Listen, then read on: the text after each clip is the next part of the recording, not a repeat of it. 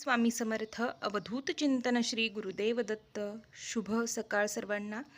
आणि स्वामी समर्थ महाराजांची सेवा करा, दर्शन घ्या महाराजांचं.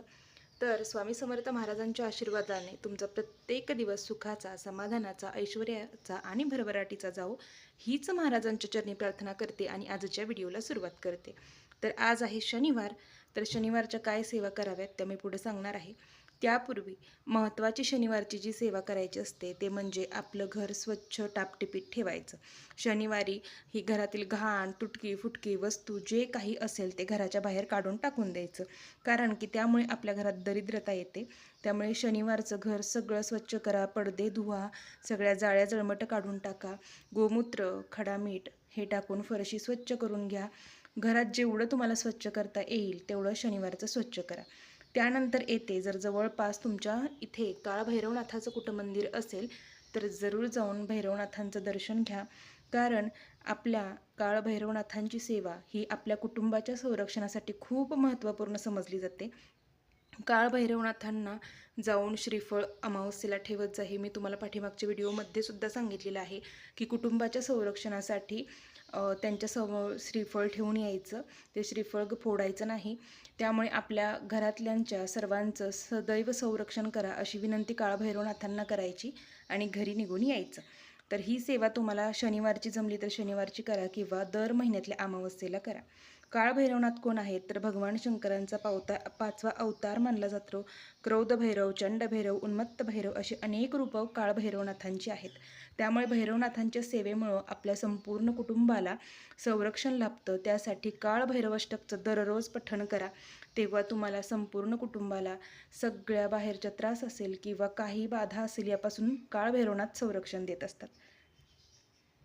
आणि त्यानंतर प्रत्येक शनिवारी आपल्याला घरात कर्पूर होम करायचा आहे. तर तो कर्पूर होम कसा करायचा याचा संपूर्ण व्हिडिओ चॅनलवर आहे.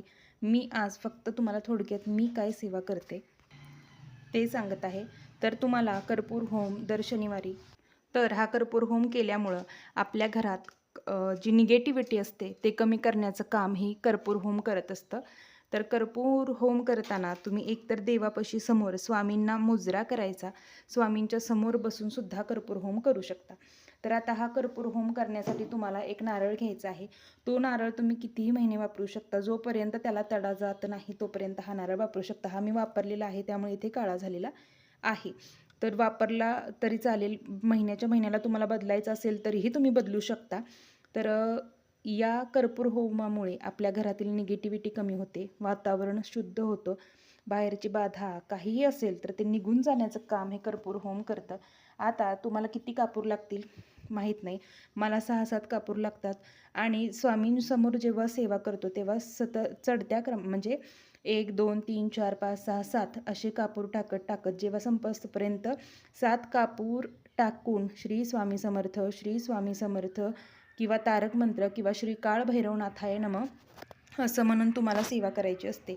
पण मी स्वामींसमोर न बसता आपल्याला जेव्हा आपल्या संपूर्ण घरात हा नारळ फिरवायलाही सांगतात, तर हा नारळ मी हातात घेऊन असं आता घरात वरून खाली श्री स्वामी समर्थ, श्री स्वामी समर्थ असं कानाकोपऱ्यात, मुख्य दरवाजावर, घराच्या सगळ्या टॉयलेट बाथरूम सोडून सर्व कानाकोपऱ्यात फिरवते दर शनिवारी. अमावस्येला तर आवर्जून ही सेवा करायची. त्यानंतर येते ती पिवळी मोहरी आणि जी आपण ही उदी आहे, जी आपण सेवा करताना उदबत्ती लावतो त्याची ही उदी आहे. तर पिवळी मोहरी हातात घ्यायची आहे आणि ही उदी थोडीशी हातात घ्यायची आहे. ही हातात घेऊन आपल्या मुठीत उजव्या घ्यायची व त्यानंतर 11 वेळा काळभैरवाष्टक म्हणायचं आणि जोरात संपूर्ण घरात विस्कटायची आहे. ही सेवा प्रत्येक शनिवारी करायची आहे.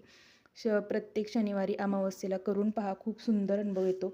11 वेळा काळभैरवाष्टक म्हणायचं आणि याच पिवळ्या मोहरीने शनिवारच्या आपल्या घरात जर लहान मुलं असतील तर मिरच्या घ्यायच्या 3 5 7 या पटीत लाल मिरच्या घ्यायच्या, खडा मीठ घ्यायचं आणि ही पिवळी मोहरी घ्यायची व आपल्या मुलांकडून मुलांची दृष्ट काढायची आहे तुम्हाला. आणि काढताना अशी काढायची 7 वेळा क्लॉकवाईज काढायची, म्हणजे अशी मुलं उभी असतील तर काढायची. श्री स्वामी समर्थ, श्री स्वामी समर्थ किंवा श्री काळभैरवनाथाय नमः, श्री काळभैरवनाथाय नमः अशी म्हणत मुलांची 7 वेळा दृष्ट काढायची व ती आगीत टाकायची. म्हणजे थोडक्यात जाळून टाकायची. अशा पद्धतीने या पिवळ्या मोहरीचे अनेक उपाय केले जातात. आणि काळभैरवाष्टक तर जरूर म्हणा.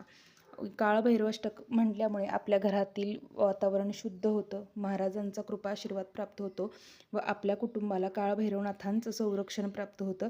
तर जरूर आपल्या घरातील प्रत्येक कानाकोपऱ्यात वरून खाली असा हा नारळ उतरायचा आहे. आणि ज्यांना नाही असं घरात संपूर्ण फिरवायचं, पण मी सांगते की असा नारळ दर शनिवारी घरात फिरवून पहा. खूप सुंदर अनुभव येतो, घरात वातावरण प्रसन्न होतं, निगेटिव्हिटी कमी होते. तर हा उपाय करा. आणि ज्यांना नाही करायचं तर त्यांनी आपल्या महाराजांना मुजरा करायचा. महाराजांच्या समोर एक पाट घ्या, त्यावर हा नारळ ठेवा आणि भीमसेन कापूर शक्यतो वापरा. माझ्याकडे आत्ता संपला आहे म्हणून मी हा कापूर घेतला आहे, पण भीमसेन कापूर कुठल्याही तुम्हाला दुकानात मिळेल तो घ्या. आणि एक एक कापूर टाकायचा आणि श्री स्वामी समर्थ, श्री स्वामी समर्थ असा जप करत राहायचा. तर ही सेवा प्रत्येक शनिवारी करा. तसेच दररोज आपल्या घरातली फरशी किंवा लादी पुसताना त्यामध्ये आपलं काय लायझॉल असेल ते टाकायचं, हळद, गोमूत्र आणि खडा मीठ टाकायचं आहे. यामुळे काय होतं तर आपल्या घरात निगेटिव्हिटी कमी होते. सगळी संपूर्ण फरशी स्वच्छ पुसून घ्यायची. याच पाण्याने फरशी पुसण्यापूर्वी तुम्ही मुख्य दरवाजा असेल किंवा तुमचे जे काही घराचे दरवाजे असतील, खिडक्या असतील ते सुद्धा पुसू शकता. ज्यांना शक्य आहे त्यांनी दररोज फरशी पुसताना हे टाका. तुमच्या घरात जर कोणी कामवाली बाई वगैरे येत असेल तर त्यांना त्यांच्याकडून सुद्धा फरशी पुसताना त्यांना आवर्जून सांगा की या 3 वस्तू फरशीमध्ये जरूर टाका. त्यानंतर मुख्य दरवाजाच्या उंबऱ्याला हळदीचं लेपन करा, तुळशीचं पूजन करा, औदुंबराचे पूजन करा. यामुळे आपल्याला स्वतःला सुद्धा खूप प्रसन्न वाटतं आणि घरातलं वातावरणसुद्धा तेवढंच प्रसन्न होऊन जातं. तर जरूर तुळशीचे पूजन करा, औदुंबराला 11 प्रदक्षिणा घाला आणि हवी ती इच्छा बोला. मी स्वतः सांगते, औदुंबराच्या सेवेचं अनन्यसाधारण फळ आहे. औदुंबराची सेवा केल्यामुळे आपल्या घरातील, आपल्या मनातील प्रत्येक इच्छा पूर्ण होत असते. त्यामुळे औदुंबराची पूजा खूप विशेष मानली जाते. तुळशीचं पूजन देखील करा, उंबऱ्याचं पूजन करा. त्याचबरोबर आपल्या मुख्य दरवाजावर आपण जे 64 योगिनी यंत्र लावलेलं आहे तर त्या 64 योगिनी यंत्राचे देखील पूजन दररोज करा. हळदी कुंकू लावायचं, उदबत्ती ओवाळायची. आणि ज्यांना दररोज शक्य नाही त्यांनी दुर्गाष्टमीला मुख्य दरवाजा स्वच्छ दररोज आपण करतो, पण दुर्गाष्टमीला मुख्य दरवाजा स्वच्छ करायचा. पौर्णिमेला, दुर्गाष्टमीला मुख्य दरवाजावरती स्वस्तिक काढायचं. तसेच जे 64 योगिनी यंत्र आहे त्याचे पूजन करायचं. त्याचबरोबर ही संरक्षण पुडी आहे जी आपल्या केंद्रामध्ये मिळते. तर पुरुष असो, स्त्री असो, कुणीही आपल्याजवळ ठेवू शकतं. पण त्यापूर्वी यावर सेवा करायला हवी. त्यामध्ये एक कवडी, पिवळी मोहरी, बिब्बा असतो बघा ज्याने आपण दृष्ट काढतो, तर तो बिब्बा आणि अजून एक काहीतरी फळ आहे त्याचं नाव मला माहीत नाही. तर या 4 गोष्टी यामध्ये आहेत. तर ही पुडी हातात घ्यायची. ही पुडी तयार मिळते केंद्रामध्ये.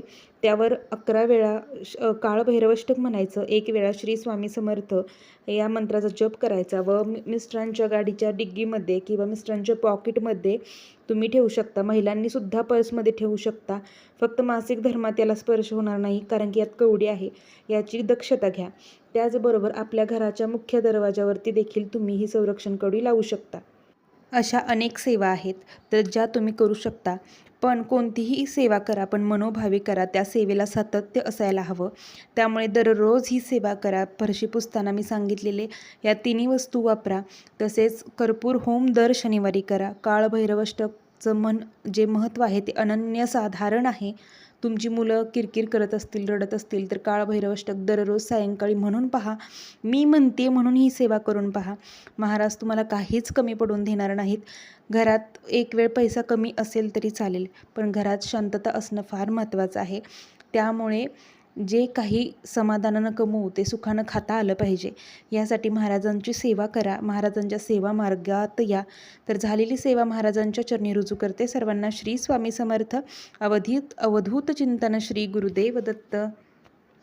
माहिती आवडत असल्यास व्हिडिओला लाईक, शेअर आणि सबस्क्राईब करा. धन्यवाद.